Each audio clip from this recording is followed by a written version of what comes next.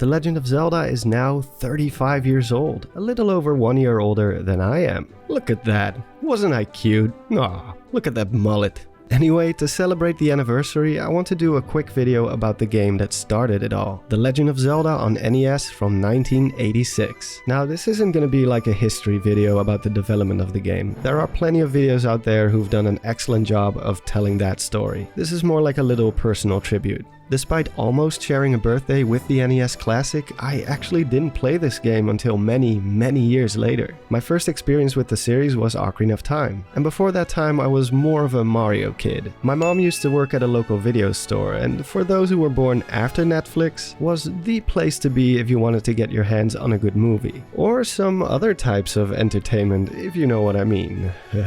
This included video games as well. You could even rent the console itself to go with it. And since I was still very young, around 4 years if I recall correctly, my mom sometimes had to take me to work with her whenever there was no one around to babysit me. Naturally, this was very boring for a 4-year-old, since I wasn't allowed to just roam around the store and potentially break stuff, or walk into the wrong section of the store.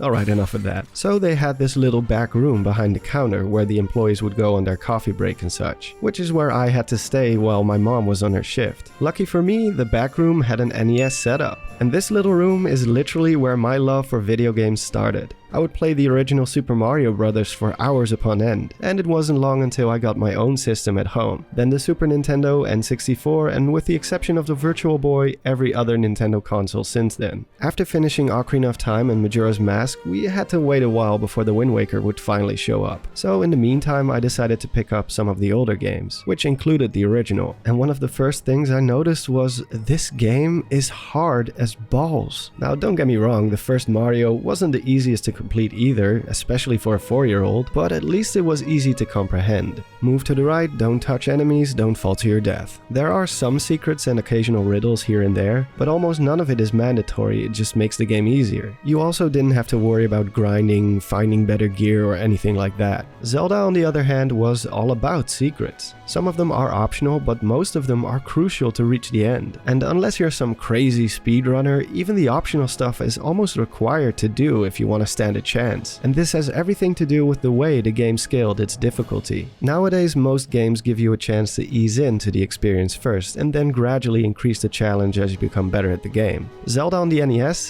didn't do that. In fact, it kinda did the opposite. It starts out really hard and then slowly becomes more doable as you press on. You get dropped in this huge map for the time, and you're completely left to your own devices. You have no idea where to go, enemies drain your HP quicker than you can say, Octorok! And there are no tutorials or practice stages. Obviously, this kind of game design wouldn't fly nowadays, since games are now in the mainstream. People like to know what the goal is and not immediately get their ass handed to them as soon as they boot up the game. Even Dark Souls, which is notorious for its difficulty in the modern era, still gives you a break in the first section of the game, with enemies that don't even fight back, giving you a chance to get accustomed to the controls and the combat. It isn't until about the 20-minute mark that you encounter your first enemy who doesn't mess around. The original Zelda gives you one screen of safety not infested by enemies. From here, no matter what direction you take off in, you will immediately run into your first batch of baddies. And because you only have 3 hearts to start with, 6 hits means death, and even less when being hit by blue enemies. Your shield does block projectiles, but not direct hits from the enemy itself. And some projectiles you can't block until you buy the magic shield. From the starting point, it takes a minimum of 6 screens to get to the first level or dungeon. And that's if you know where you're going. 6 screens which all include various types of enemies. And like I said, most people on their first playthrough would have had no idea where they were going and probably wandered around far outside those 6 screens. It's no surprise then that many people died in just the first few minutes of playing. To make things a bit more manageable, the game's manual came with a map of the overworld, which was gracious enough to point out the first 4 dungeons, though it did obscure some parts of the world to leave some room for surprises. It also gave tips on how to beat certain enemies, how to find secrets, finding merchants, and gathering up your strength. It even spoils all the items you'll be able to find in the game, which is very unconventional for a Zelda game nowadays. Can you imagine if Twilight Princess straight up told you beforehand about the spinner or the ball and chain? Anyway, even with all this information, you are mostly still left in the dark, as secrets aren't exactly straightforward in this game. There is very little that indicates that a secret is there. No cracks in bombable walls, no clear indication which bush can be burned or not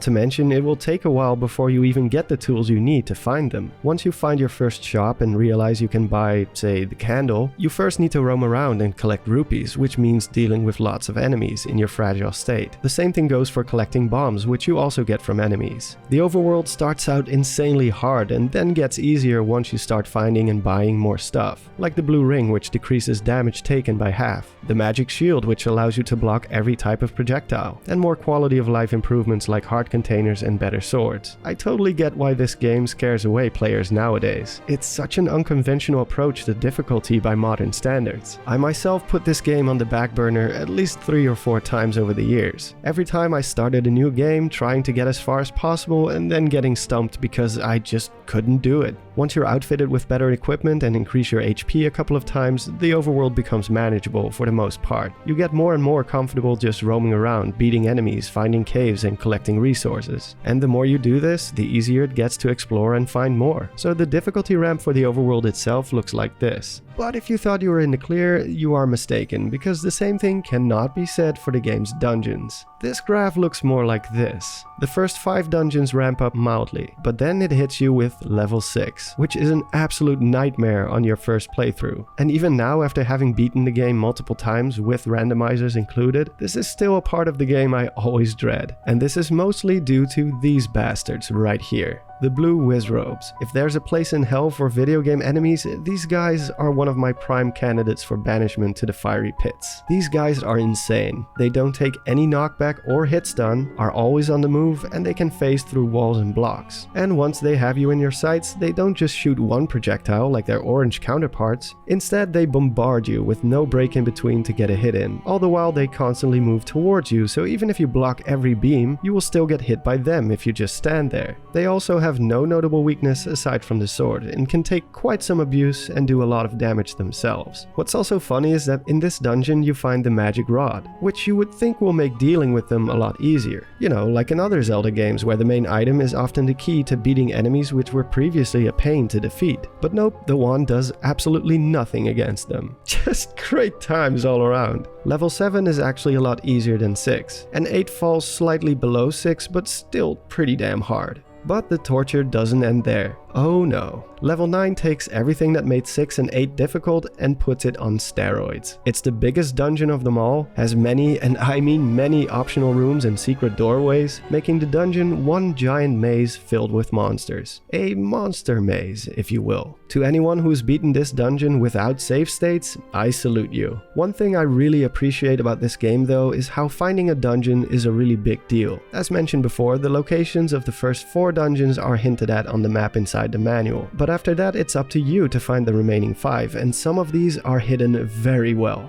Zelda 2 continued this trend, but starting with A Link to the Past, dungeons were no longer a big mystery. I mean, they are literally spelled out on the map and even have a set order. Later 3D games, while not showing them on the map, do point you in their general direction, either through your companion or the story, or simply by barring off everything else in the overworld. So by process of elimination, you will get there no problem. Which is why for Breath of the Wild, I think it's a shame that they didn't go for more traditional dungeons. If anything, this would have been a great game to hide complex dungeons in the overworld without anyone telling you where they are. But hey, maybe the sequel will. Of all classic Zelda games, the original 2 probably hold up the least. Many can still boot up A Link to the Past or Link's Awakening and still enjoy it a great deal, since by that time the games got more streamlined and easy to understand. The grandfather of Zelda games definitely isn't the most accessible game out there, yet the series still owes so much to this one game. It introduced many Zelda staples which we still see today in some shape or form. The tradition of getting a heart container after a boss fight, the aspect of bombing walls, finding dungeons and getting the items inside. Even the classic lore of the hero, princess and Ganon all find their origin here. And although an outdated concept now, I think there's a charm to reading a book that teaches you things about the world while you play the game. It's almost like having a survival book with you while you venture out into the wild.